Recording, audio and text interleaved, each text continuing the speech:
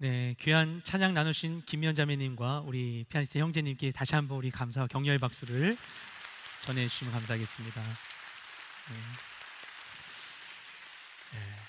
특히 형제님은 집이 대구신데 오늘 연주하러 올라오셨어요. 내일 명절인데 다시 내려가십니다. 너무 감사드리고요. 네, 그 김미연 자매님 모시면서 마림바가 어떤 악기인가 해서 약간 검색을 해봤었거든요. 아프리카에서 유래한 타악기라고 하는데, 근데 이제 가장 저는 감동이 되는 부분이 뭐였었냐면은 물론 굉장히 복잡한 기술적인 부분이 있겠지만 근본적으로는 나무를 두드리는 거잖아요. 근데 나무를 두드렸는데 이 나무에서 다른 데선 들을 수 없는 너무나 아름다운 소리가 나오는 거죠. 그러니까 생각하지 못한 가운데에서도 하나님께서는 그럴 거 아니에요. 하나님 창조하신 모든 것에 대해서 하나님은 잘 알고 계시겠고, 그것이 어떤 기능을 가지고 있고 어떤 가능성을 가지고 있는지 하나님 알고 계시겠고, 그 가운데 전혀 생각하지 못한 것 가운데에서도 다른 데서 들어보지 못했던 아름다운 소리를 낼 수 있게 해주신 것이죠. 그래서 하나님께서 우리 각자의 삶 가운데에도 그와 같은 하나님께서만 알고 계신 아직 발현되지 않은 각 사람의 은사와 그 사람들의 아주 중요한 부분들을 우리에게 주신 줄로 믿습니다. 네, 오늘 연주 들으면서 너무나 은혜가 되는 시간이었습니다. 네, 우리 추석 연휴가 시작되는 상황인데도 예배 자리 가운데 나오신 여러분 너무나 잘 오셨고요. 네, 환영하고 축복합니다. 아까 전도사님께서 이제 새로 오신 분들 너무나 환영하는 마음에 이렇게 같이 축복을 해주셨는데, 오늘 추석 명절로 인해서 오늘은 이제 새 가족이 운영되지 않습니다. 그래서 오늘 처음 오신 분이 계실 수 있다고 생각을 합니다. 처음 오신 분들 늘 보시면 이 자리에 손 안 드신 분들이 새 가족 1주차에 오세요. 그래서 처음 오신 분들 혹은 오늘 교회 등록하고 싶은데 하셨던 분들 계시더라도 다음 주에 꼭 오셔서 등록을 하시거나 이제 교회에 대한 이 새 가족을 통한 이 안내를 들으시면 좋을 것 같습니다. 여러분 이제 오늘 이렇게 주보를 보시면 자세한 이 새 가족 과정이 나오고요. 양재 서부인고 다 오전 10시 30분, 그 오후 3시 20분, 그리고 마지막으로 열린 새신자 예배 마치고서 8시 20분경에 새 가족이 있습니다. 1주차는 미드몰에서 진행됩니다. 그래서 다음 주에 꼭 새 가족분들 함께 하시면 좋겠습니다. 네, 오늘 말씀을 함께 나누도록 하겠습니다. 우리 9월 한 달 동안은 우리 이 말씀 사색이라는 주제로 함께 말씀을 나누고 있어요. 벌써 셋째 주가 되었고요. 오늘은 믿음에 대한 이야기를 좀 나눠보려고 합니다. 제가 몇 년 전 겨울에 오늘 교회는 이제 연말에서 연초로 넘어가는 시간 동안 40일 새벽 기도를 하죠. 작은 예수 40일 새벽 기도를 진행 중인 시즌이었어요. 제가 서빙고 본당에서 새벽 예배를 마치고 당시에 청년부를 섬기고 있었기 때문에 청년부 새벽기도 설교를 하려고 여의도로 차를 타고 이동하는 중에 있었습니다. 그때 이제 차 안에서 제가 늘 듣던 라디오 주파수에 맞춰져 있는 대로 이제 라디오를 듣고 있었었는데, 마침 그때 그 타이밍에 진행자분이 퀴즈를 내고 정답자에게 상품을 주는 순서가 있었어요. 그래서 한 분이 정답을 맞췄습니다. 진행자분이 이 정답을 맞춘 분이 보낸 문자를 바로 이어서 읽어줬는데 그 내용이 이런 것이었습니다. 교회 새벽 기도하고 집에 오는 길에 똥차를 봤네요. 오늘 상품은 제 것이 될 것 같습니다. 이런 내용이었어요, 문자가. 근데 마침 제가 새벽 기도를 드리고 다른 새벽 기도로 가는 길이어서 그 말이 너무나 인상 깊게 들리는 거예요. 그런 거 들으셨는지 모르겠지만 저 어릴 때 그런 얘기 들었거든요. 똥차를 보면 운이 좋다, 그런 얘기 했었거든요. 근데 미신이잖아요. 근데 새벽 기도를 들으신 것을 보면 그분이 꽤 신앙이 있으신 분으로 보여요. 어쩌면 오늘 교회 성도님이실 수도 있었겠죠. 근데 새벽 기도까지 들으신 분이 기도가 아니라, 말씀이 아니라 똥차를 보고서의 확신을 얻었다는 겁니다. 제가 이게 너무 웃긴데도 좀 슬픈 거예요, 교역자로서. 어찌 그럴 수가 있는 것인가. 우리가 예배를 드리러 가는데, 교회를 가는데 우리 어떤 마음으로 교회를 가게 될까요? 또 우리 속에 있는 이 보이지 않는 믿음이라는 거, 이거는 어떻게 우리의 삶에 나타나고 있을까요? 우리는 살면서 보이지 않는 것을 증명하거나 또 확인하기 위해서 많은 노력을 합니다. 이 사람이 나를 어떻게 생각할까? 그는 정말 나를 사랑할까? 이 사람은 믿을 만한가? 이 일은 투자할 만한 가치가 있는가? 이곳에선 과거에 어떤 일이 있었던 것인가? 그래서 사람들은 이 궁금증을 풀기 위해서 저마다 노력합니다. 다른 사람에게 물어보기도 하고요, 책을 읽기도 하고, 과거의 사례를 찾아보고, 현자나 지식인의 말에 귀를 기울이고 열심히 기도하고, 어떤 이들은 점괘를 보기도 하고 여론조사를 하거나 AI 기술을 발전시키기도 합니다. 그렇게 불확실성과 모호성으로 가득한 삶을 예측 가능하고 눈에 보이고 확실한 것으로 바꾸기 위해서 노력합니다. 그러면 우리 안에 있는 이 믿음은 어떨까요? 우리는 이 보이지 않는 믿음을 어떻게 인식하고 또 확인할 수 있을까요? 이 초대교회 당시의 사람들도 그런 혼란을 가지고 있었던 것으로 보입니다. 당시에 이제 초대교회가 있었던 로마 시대의 이 시대 사상은 그리스 헬라 철학의 영향을 깊게 받고 있었어요. 헬라 철학은 어떤 것을 그 뿌리에 두고 있냐면은 변하지 않는 것만이 진짜라고 믿었습니다. 변하지 않는 절대적인 것, 그게 플라톤이 말하는 이데아죠.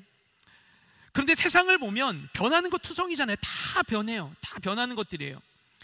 근데 당대 헬라 철학은 이 변화하는 모든 것들, 우리가 살면서 경험하는 이 모든 것들은 진짜의 일부를 본뜬 가짜일 뿐이다라고 이야기를 했습니다. 그래서 현세 가운데 살아가고 있는 우리들은 가짜 속을 살고 있다고 생각하는 거예요. 가짜 속에 있다. 그러면 어떻게 우리가 그 진짜를 파악할 수 있는 것인가? 정말 진짜가 있다면 어떻게 그걸 파악할 수 있는 것인가? 그들의 생각에 따르면 우리 뭔가를 이제 보고 듣는 이 감각까지도 불완전하대요. 우리 감각이 불완전하고 절대적인 진리가 이 세상에는 없는 것이기 때문에 진정한 진리는 우리의 감각으로 알 수 없대요. 살아가면서 경험할 수 없대요. 그것은 이성적인 특별한 깨달음으로만 얻을 수 있다고 생각했습니다. 그래서 좀 복잡한 이야기일 수 있는데요, 이게 정리하면 이런 겁니다. 당시 사람들은 이 육체와 이 육적인 삶 있잖아요. 우리 눈에 보이는 이 모든 것들, 손을 만져지는 모든 것들은 다 차는 것이다, 다 가치 없는 것이다, 이 생각을 한 거예요. 그리고 이 정신과 영혼만이 중요한 것이다. 그래서 우리가 죽고 육신을 벗어서 이제 이 정신 세계가 이렇게 다른 데로 떠나가는 것이 진짜 구원이다, 이런 생각을 하는 거예요. 이런 생각, 이것을 철저하게 구분한, 육적인 것과 영적인 것을 철저하게 구분한 이런 사상을 이원론이라고 합니다. 이원론. 그래서 우리의 세상은 불완전하고 하찮고 이 세상 밖에 진짜가 있다고 생각한 거예요. 그리고 그런 당대의 철학 사상이 당시 각지에 있었던 그리스도인, 특별히 유대인 출신의 그리스도인들에게도 영향을 미치고 있었습니다. 신앙생활 가운데 그런 세상의 철학에 젖은 신앙을 가지게 되었어요. 이게 기독교인의 이 신앙과 묘하게 이렇게 합쳐지게 되었었습니다. 그러다 보니까 그들의 신앙마저도 이원론적인 모습을 띠게 되었던 것이죠. 교회에서는 거룩을 말하지만, 교회에서는 교회답게 이야기하지만, 삶의 자리에 가면은 내가 삶 가운데 살아왔던 대로 살아가는 거예요. 교회 따로, 세상 따로. 그러다 보니까 그런 생각을 가지고 있다 보니 교회 안에서도 세상에서 가지고 있던 생각이 그대로 교회의 신앙생활 안에 침투하게 되었던 것입니다. 그래서 교회 안에 있음에도 불구하고 교회 안에서 누군가를 대할 때 사람을 겉모습으로 판단했습니다. 부유하고 지위가 있는 사람은 더 존대하고 가난하고 힘없는 사람은 차별했던 거예요. 그렇게 신앙과 실천이 일치하지 않는 삶을 살아가고 있었던 것입니다. 그럼에도 불구하고 그들이 종교적인 양심에 거리낌이 없었어요. 왜냐? 그들은 자신의 믿음에 아무런 이상이 없다고 생각했거든요.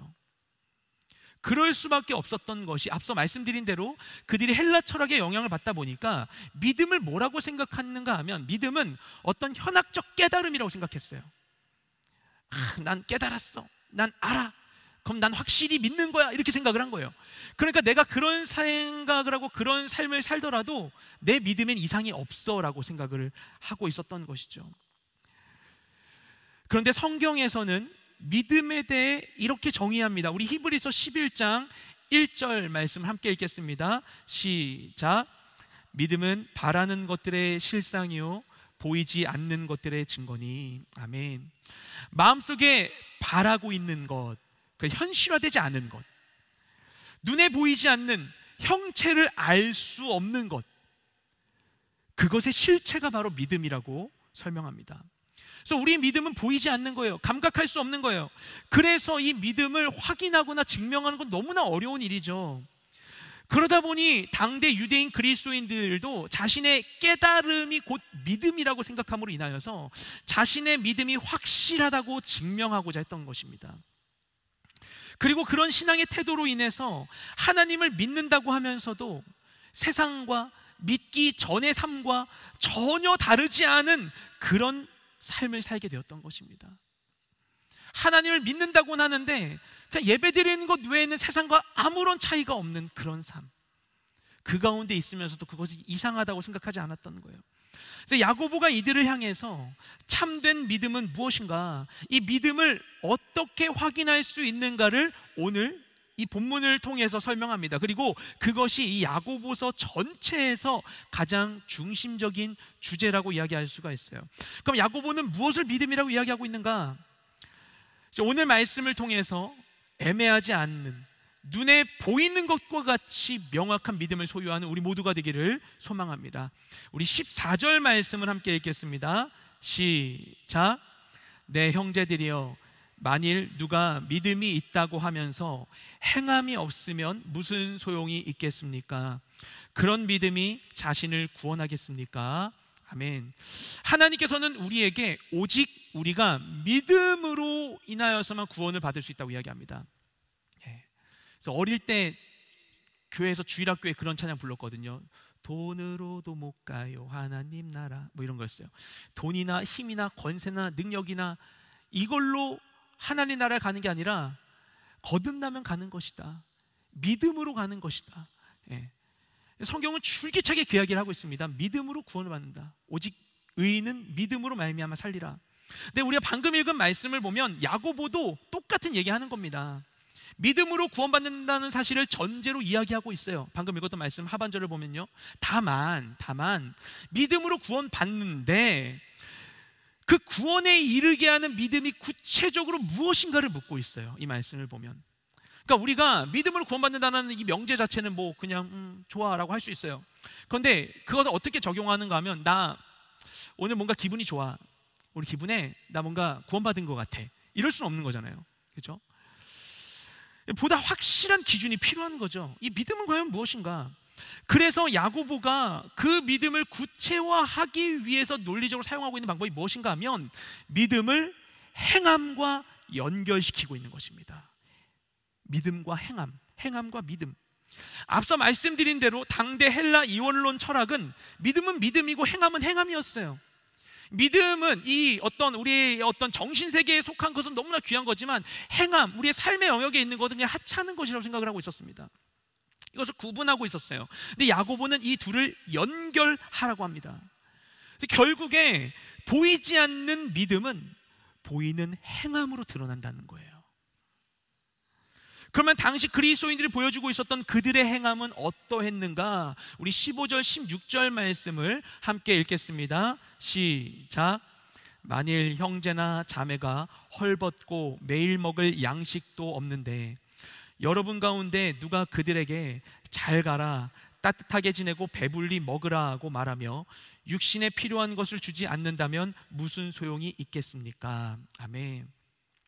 교회 안에 있는 형제자매가 입을 옷도 없고 먹을 양식도 없는데 예배 마치고 헤어지면서 잘 가, 따뜻하게 지내고 배불리 먹어, 이렇게 인사를 한다는 거예요. 근데 이런 인사 방식이 당대 유대인들이 헤어질 때 하는 상투적인 인사말이었습니다. 안녕, 잘 살아, 기도할게, 영혼 없이, 이렇게 가볍게 말하고 돌아선다는 거예요. 당장에 너무 힘든데, 난 잘 살 수 없는데, 그래서 하나님께 예배드리고 말씀 듣고 기도하려고 나와왔는데, 근데 너무나 치열한 나의 삶과는 너무 상반된 고상한 기독교 문화활동만 하고서 집으로, 삶으로 돌아선다면 과연 그 가운데 보냈던 시간은 무슨 의미가 있는가라고 묻고 있는 것입니다. 제가 오래전에 군대에서 상병을 갓 달았을 무렵에 집에서 충격적인 소식을 들었어요. 아버지 회사가 부도가 나고 공장이 경매로 넘어갔다는 소식이었습니다. 사실 계속 안 좋은 조짐이 있었는데 저한테 얘기를 안 하고 있었던 거예요. 그때서야 가족들이 이야기를 했어요. 근데 너무나 충격적인 소식이었는데 당시 저한테는. 근데 그 현실과 동떨어진 이 강원도 화천 산골의 부대 안에서 변함없는 일상을 전 보내고 있는 거예요. 이렇게 담장 밖의 실제의 삶과 부대 안에 저의 이 마주하고 있는 현실이 너무나 다르다 보니까 너무나 마음이 혼란스럽고 복잡한 거죠. 내가 여기 이렇게 그냥 있어도 되나? 뭐 이런 생각이 막 드는 거예요. 그래서 뭐 하나 손에 잡히지가 않았어요. 근데 이 문제를 누군가에게 깊이 나눌 수도 없고 이 마음을 해소할 수도 없는 것이죠. 그리고 당장 이제 뭘 할 수 있었겠어요. 예, 그때 병장 월급 17,000 얼마일 때, 이등병 월급 17,000 얼마일 때, 네. 예, 뭘 할 수 있겠어요? 그러자 이 부대 생활을 열심히 한다고 하더라도 이게 아무런 의미가 없게 느껴지는 겁니다, 저한테. 우리가 교회 공동체에 속해서 함께 예배를 드리면서도 이런 이질감과 외로움이 우리에게 들 수가 있습니다.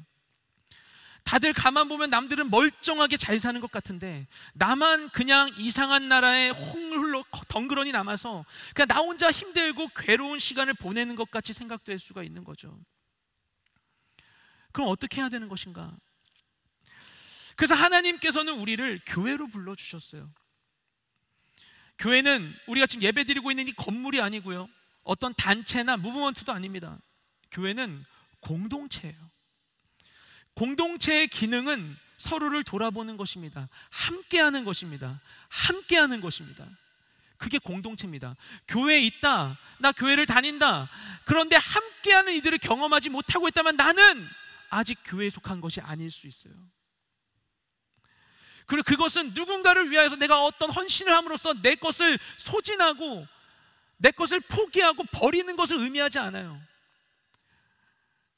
기꺼이 무언가를 지불해서라도 우리는 함께할 누군가가 필요한 겁니다. 처음부터 주님은 믿는 자들을 공동체로 불러주셨어요.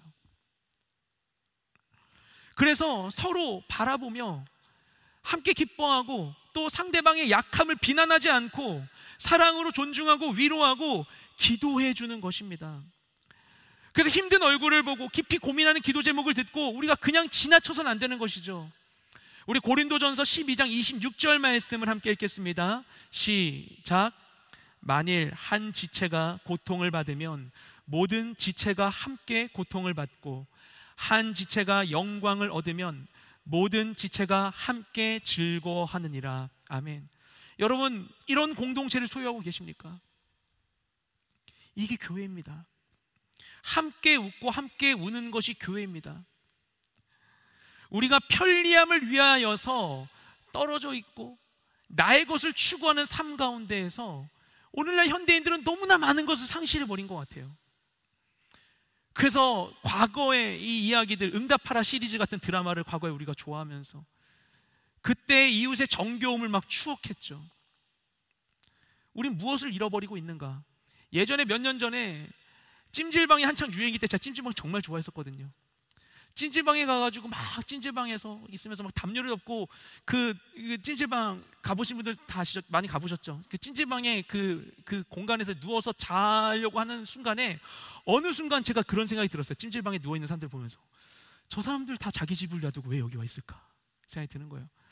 그럼 마치 저에게 이렇게 무슨 생각이 드냐면은 와, 우리 안에 과거에 동굴 속에 살았었던 그런 어떤 원시 사회의 이 공동체 생활에 대한 향수가 우리 안에 있는 게 아닌가 이런 생각이 드는 거예요.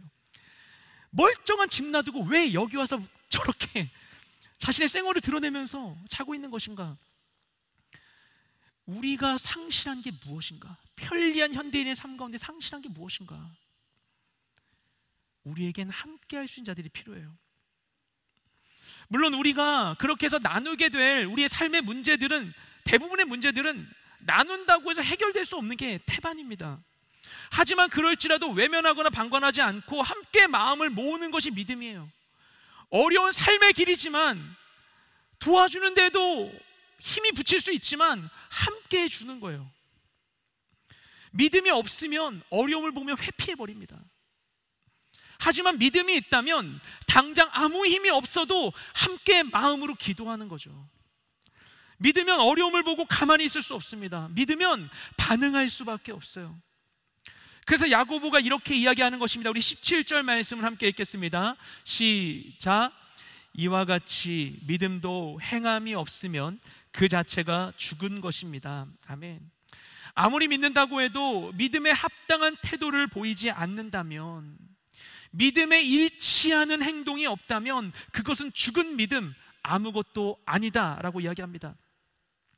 이 믿음이라는 것은 단순한 어떤 사변적 깨달음이 아니라 행함으로, 선택으로, 실천으로, 순종으로 드러난다는 거예요.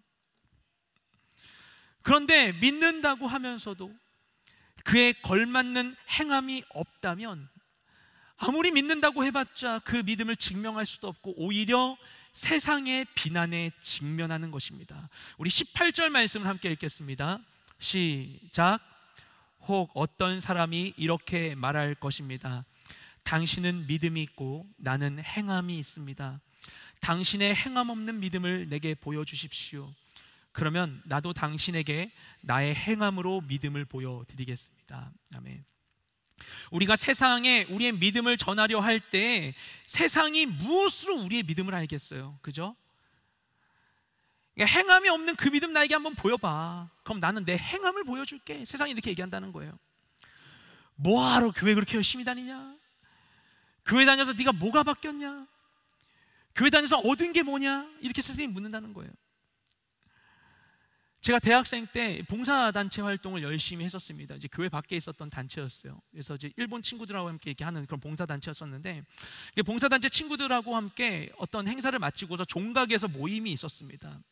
그래서 모임을 잘 마치고서 집에 가려고 이 종각역 4번 출구로 내려갔어요. 개찰구 앞에서 이게 딱 내려간 상황인데, 한쪽에 보니까 거기에서 어떤 두 사람이 친구인 것 같은데 막 술에 잔뜩 취한 상태에서 막 싸우고 있는 거예요. 싸우는데 한 명이 한 명을 이렇게 막 일방적으로 몰아치고는 드디어 폭력을 쓰기 시작했어요. 막 퍽퍽 소리가 나는데 막 피가 막 튀는 거예요. 엄청나게 막 때리는 거예요. 그 상황까지 저희가 다 보면서 저희뿐만 아니라 거기 모이는 사람들이 막 어떻게 발만 동동 구르고 있었어요. 근데 그때 저희 무리 가운데 저와 함께 있었던 한 형이 있었습니다. 충청도에서 올라온 형이었는데 그 형이 급히 달려가서 막 그 사람 말린 거예요. 막 말리니까 그제서야 사람들이 가가지고 막 말리고 떼어놓기 시작했어요. 그리고 막 경찰 부르고 해가지고 그렇게 된 다음에야 저희가 이제 개찰구를 통과해서 지하철 타러 내려가는 중이었습니다. 그런데 그 상황 가운데 그 형이 저한테 뜻밖의 말을 하는 거예요. 이렇게 얘기했어요. 윤식아, 난 네가 제일 먼저 갈 줄 알았어. 네는 종교인이잖여. 이러는 거예요. 근데 제가 그 말을 듣는데 엄청 창피해지는 거예요. 너무 창피한 거예요. 제가 그 형 전도하려고 교회 몇 번 데려갔었거든요. 행함이 없는 신앙은 부끄럽고 초라해집니다. 내가 무엇을 했다 할지라도 행함이 없으면요, 내가 나타낼 수 있는 게 없어요. 나 스스로에 대해서도 변명이 되지 않는 거예요. 예전에 제가 청년부 섬기고 있을 때 저희 공동체 어떤 청년이 새로 왔어요. 참 신기한 게 아무도 자신을 전도하지 않았는데 생전 처음 교회에 지금 왔다는 거예요. 자기 발로. 너무 궁금하잖아요. 너무 재밌어가지고 막 얘기하면서 물어봤어요. 대체 왜 왔냐? 어떻게 해서 처음 교회 오고 싶은 생각이 들었냐 하니까 이런 얘기를 합니다. 자기 주변에 교회 다니는 사람들이 있는데 가만히 교회 다니는 사람들을 보니까 이 사람들은 문제 앞에서도 의연하더래요. 교회 다니는 사람들이 멘탈이 강하더래요. 그래서 그 사람들 때문에 기독교에 관심을 가지게 되었다, 이런 얘기를 하는 거예요. 너무 신기하지 않습니까? 세상이 그런 걸 보기를 원한다는 거예요. 그것을 기대한다는 거예요. 종교인들에게. 그렇죠? 로마서 8장 19절 말씀을 함께 읽겠습니다. 시작. 피조물은 하나님의 아들들이 나타나기를 고대하고 있습니다. 아멘. 하나님이 지으신 모든 피조물들이 다 하나님의 아들들이 나타나기를 고대한다고 이야기하고 있습니다. 세상은요, 하나님을 알든 모르든 진정한 믿음을 보기를 원합니다. 내가 살아왔었던, 내가 경험하고 있는 것과는 뭔가 다른 특별한 무언가, 특별한 어떤 힘, 특별한 어떤 사랑이 있다라는 것을 확인하고 싶어 합니다. 소망 없는 세상 속에서, 흔들리는 인생 속에서 변치 않는 온전한 소망을 붙들기를 원합니다. 그리고 그들에게 소금으로 빛으로 믿음을 보일 수 있는 것이 바로 우리의 행함인 것이죠. 왜냐하면 행하도록 우리를 이끌어 주시는 그 어떤 존재가 있기 때문에. 그런데 우리가 이렇게 반문할 수 있죠. 아니, 믿음대로 실천하면 좋지만, 하지만 그렇지 않는다고 해서 문제는 없지 않습니까? 왜냐하면 구원은 믿음으로 받는 거잖아요. 근데 이런 질문에 대해 야고보가 대답합니다. 우리 19절 20절 말씀을 함께 읽겠습니다. 시작. 당신은 하나님이 한 분이신 사실을 믿습니까? 잘하십니다. 귀신들도 믿고 두려워 떱니다. 아, 허망한 사람이여, 당신은 행함이 없는 믿음이 헛되다는 것을 압니까? 아멘. 이 야고보가 쓴 이 야고보서는요, 그냥 그리스도인이 아니고 유대인 출신의 그리스도인들을 주타깃으로 쓴 서신서입니다. 근데 유대인들의 신앙에서 가장 기본이 되는 것은 신명기 6장에 있는 쉐마라고 얘기를 하죠. 국민교육 헌장을 옛날에 달달 외운 것처럼 쉐마의 말씀을 외울 뿐만 아니라 그 말씀에 나온 것처럼 그거를 그 종이에 깨알같이 써가지고 똘똘똘똘 말아가지고 그거를 상자에 넣어서 이마에 붙이고서 기도를 해요. 테필린이라고 하죠. 그리고 그것을 똘똘똘똘 말아가지고 작은 상자에 넣어가지고 그 문에다가 이렇게 붙여놔요. 메주자라고 하죠. 말씀을 붙이고 산다, 말씀 그대로 이렇게 생활을 하는 거예요. 그 정도로 그들이 쉐마의 말씀의 진심인데, 쉐마의 말씀은 뭐냐면 여호와 하나님은 한 분이시다. 그러니 마음을 다하고 힘을 다하고 뜻을 다하여 여호와를 사랑하라. 이게 쉐마의 가장 핵심이 되는 말씀입니다. 그러니까 유대인들은 여호와는 한 분이시다, 이게 가장 중요한 신앙의 명제였어요. 그러니까 야고보서를 읽은 유대인 그리스도인들 다 어떤 생각을 하고 있었냐면, 나는 유대인이고 나는 여호와는 한 분이시라는 사실을 믿어. 그러니까 난 특별해 라고 생각한 거예요. 그러니까 난 특별해 생각했던 거죠. 근데 야고보가 뭐라고 얘기하냐면 그것만으로는 부족하다고 이야기하는 겁니다. 그럼 뭐라고 얘기합니까? 방금 읽은 말씀에 귀신들도 그걸 알아 얘기하는 겁니다. 귀신들도 아는 사실이야. 그걸 아는 것만으로는 아무것도 달라지지 않는다는 것입니다. 지식과 깨달음이 우리를 변화시키지 않는다는 거예요. 그 진리를 따라 순종하며 살지 않는다면 우리의 믿음이 우리의 삶에 어떤 능력도 행하지 못한다는 것입니다. 정말 내가 하나님 믿고 예배도 드리고 많은 시간과 많은 헌신, 노력을 드리는데 정작 내 삶에 아무런 변화가 없다면 그것만큼 아까운 일이 어디 있겠어요? 이 믿음의 행위는 말로만 하는 게 아닙니다. 마음속으로 막 혼자 하고 있는 것도 아니에요. 그에 따른 노력과 수단을 지불해야만 하는 것입니다. 행함이 없는 믿음은 죽은 믿음입니다. 우리 26절 말씀을 함께 읽겠습니다. 시작. 마치 영혼 없는 몸이 죽은 것 같이 행함이 없는 믿음도 죽은 것입니다. 아멘. 우리가 믿는 바대로, 성경에 기록된 대로 구원은 오직 믿음으로 일어납니다. 그런데 그것이 진정한 믿음인지 우리가 어떻게 알 수 있는가? 예수님이 이렇게 말씀하세요. 우리 마태복음 7장 20절 21절 말씀 함께 읽겠습니다. 시작. 이러므로 그들의 열매로 그들을 알리라. 나더러 주여 주여 하는 자마다 다 천국에 들어갈 것이 아니요 다만 하늘에 계신 내 아버지의 뜻대로 행하는 자라야 들어가리라. 아멘. 정말 믿는다면 믿음에 합당한 행동을 할 수밖에 없다는 겁니다. 우리가 나무가 세워져 있는데 그 나무가 어떤 나무인지 어떻게 알겠어요? 우리가 그 나무 딱 어떻게 떼가지고 보니까 나무의 유전자를 보니 소나무네 이럴 수 있습니까? 유전자가 보입니까? 알 수 없어요. 그저 나무에 달린 열매를 보고서 어떤 나무인지를 분별하는 것입니다. 이처럼 예수님 말씀하시기를 그 삶에 맺힌 열매를 통해서 그 속에 품은 게 무엇인지가 드러난다고 얘기하고 계세요. 믿으면 가만히 있을 수 없습니다. 하나님의 행하심을 보고 감사와 찬양을 돌릴 수밖에 없어요. 세상의 아픔과 고통을 보면서 하나님의 공의를 구하며 울부짖을 수밖에 없어요. 하나님의 뜻이 이루어지지 않음을 보며 함께 슬퍼하며 간절히 기도할 수밖에 없어요. 믿으면 잠잠할 수 없는 것입니다. 그런 믿는 자들을 주님은 이 시대에 보기를 원하세요. 그런데 예수님 말씀하셨죠. 인자가 마지막 때 오실 때 인자가 오실 때 세상에서 그런 믿음을 볼 수 있겠느냐? 주님도 보길 원하시고 세상도 보길 원하고 나도 보길 원하고 우리 모두가 목말라 있는 그 무엇이 있는데 그게 무엇인가 하면 내가 감각하고 있는 것을 넘어서 내 삶 가운데 무언가가 이루어지기를 원하는 거예요. 내가 경험한 것이 전부가 아니라는 것을 알기를 원하는 거예요. 믿는 여러분, 우리가 믿는다면 소망 없는 세상 앞에서 세상처럼 속절없이 무너져서는 안 됩니다. 절망에 빠진 어떤 사람들과 함께 자포자기하고 좌절하고 저주하고 분노하고 보복하고 그저 물에 물 탄 듯 술에 술 탄 듯 삶의 이슈들에 대해, 세상의 이슈들에 대해 세상과 똑같이 반응해서는 우리에게 남는 건 아무것도 없는 거예요. 진리의 말씀을 통해 세상을 비춰보고 내게 일어난 일들이 주님께서 어떤 의미가 있는지를 살펴보고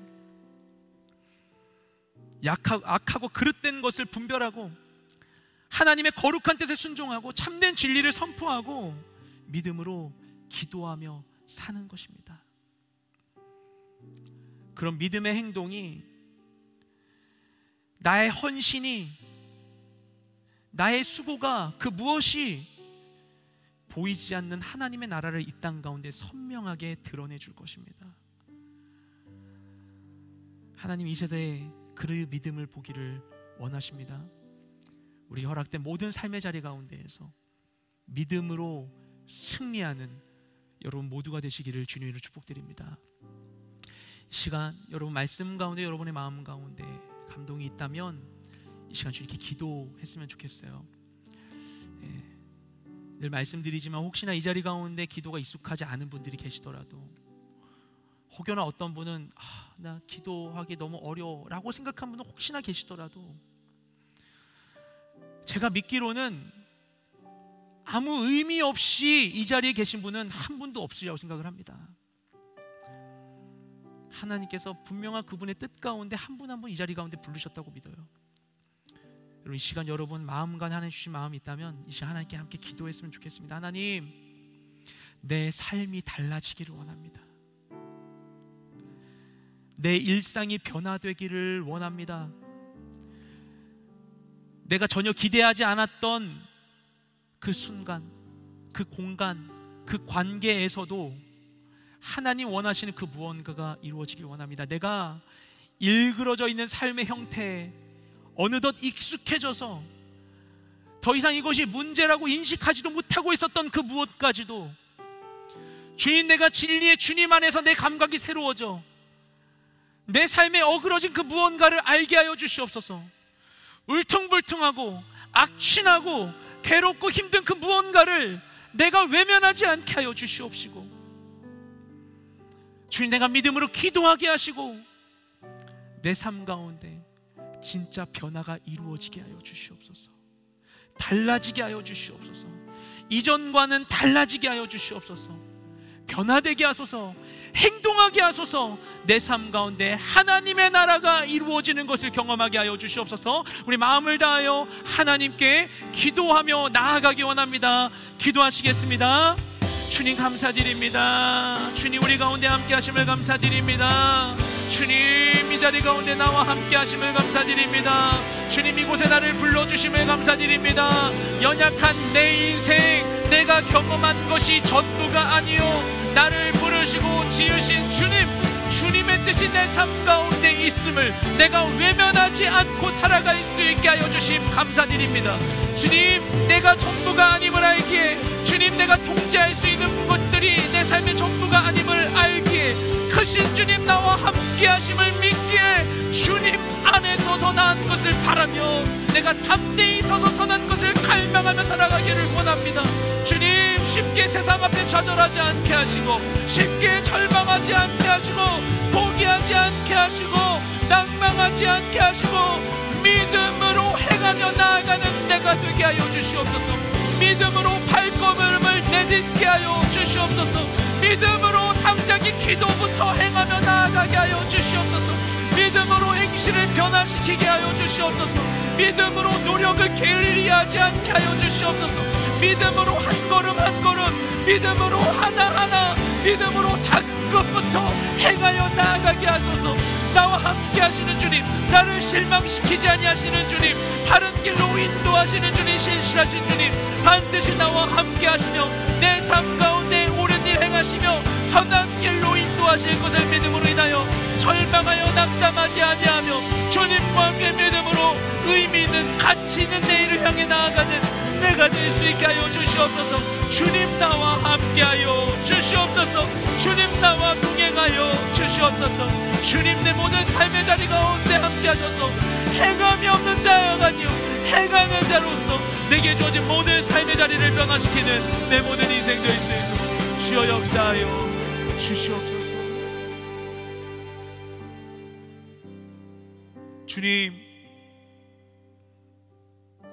주님은 살아계시며 나를 아시며 십자가에서 이미 나를 구원하셨고 나에게 새로움을 주신 주님이심을 우리가 믿습니다. 그것을 그저 우리가 사변적인 믿음으로